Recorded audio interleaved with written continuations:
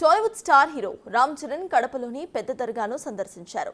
దీంతో అక్కడ సందడి వాతావరణం చోటు చేసుకుంది. పెద్ద ఎత్తున ఫ్యాన్స్ అక్కడకు చేరుకున్నారు. దర్గాను సందర్శించిన తర్వాత రామ్ చరణ్ కీలక వ్యాఖ్యలు చేశారు. బుచ్చిబాబు సినిమాకే మ్యూజిక్ డైరెక్టర్ గా పనిచేస్తున్న ఏఆర్ రెహమాన్ సూచనతో ఇప్పుడు దర్గాకు వచ్చారని చెప్పారు ఆయన. ఈ దర్గా రుణం తీర్చుకోలేనిదని రామ్ చరణ్ అన్నారు. మగధీరా సినిమా రిలీజ్ కు ముందు ఓసారి సందర్శించారని గుర్తు చేశారు. ఆ సినిమా ఎంత పెద్ద విజయం సాధించిందో గుర్తుంది కదా అని ఫ్యాన్స్ ను ఉద్దేశించి అన్నారు ఆయన. అయ్యప్ప మాలలో కూడా ఇక్కడికి వచ్చానని, తనకు ఈ దర్గాపై ఇంత విశ్వాసం ఉందని చెప్పారు. అయితే అయ్యప్ప స్వామితో పాటు అల్లా ఆశీస్సులు కూడా ఎప్పుడూ కూడా ఉంటాయని చరణ్ చెప్పుకొచ్చారు.